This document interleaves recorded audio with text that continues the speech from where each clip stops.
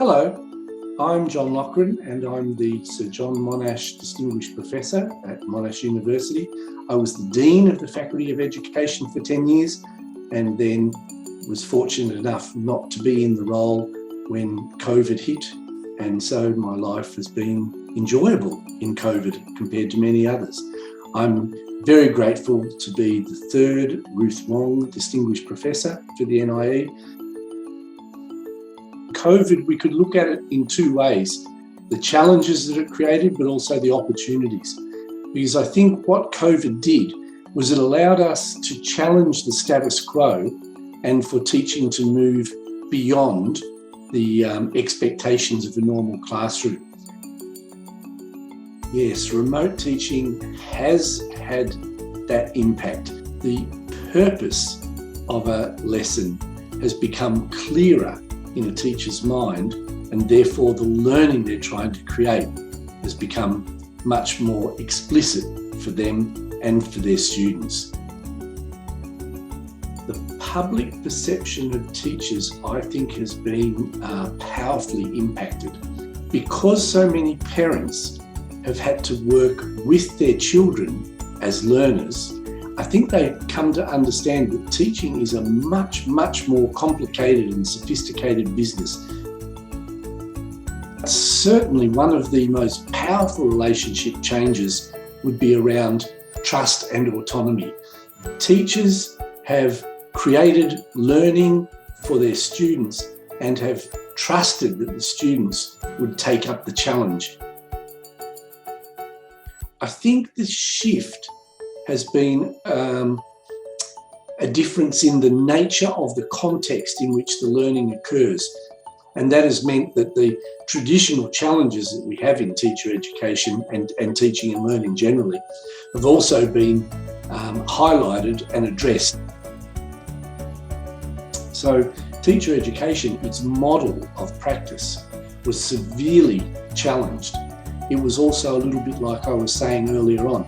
It created opportunities that challenged the status quo of teacher education and have opened new opportunities.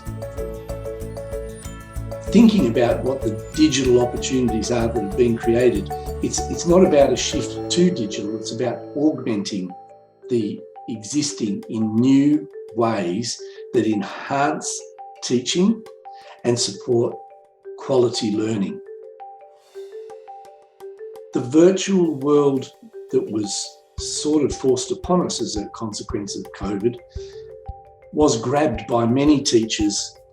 The digital world gives new ways to help engage students in learning and to respond to the diversity of learners rather than to try and carry everybody at the same time. I'm not sure that it will change their methods. What it maybe means is that there's been more of a focus on what the technology is able to do to respond to the learning opportunities that teachers want to create. I actually think most learners, regardless of age, are comfortable as autonomous and self-directed learners. The skill of an expert pedagogue is to be able to create the conditions under which students choose to become self-directed or autonomous learners. Institutions look to the positives that came of developing the online environment and not revert back to using it as a backup to the existing face-to-face work that they did in the past. I suppose one of the most important things for me that came out of COVID was how teachers began to think more carefully about their practice in an explicit way. That type of thinking, that type of talking about their pedagogic intentions is a dramatic shift, and it's what makes teaching such an important business. Teaching is a complex and sophisticated business. Teacher education should actively support and nurture teachers' professional knowledge and help it to be more highly valued, rewarded, recognised in society and in the teaching profession itself. That would be a really good thing.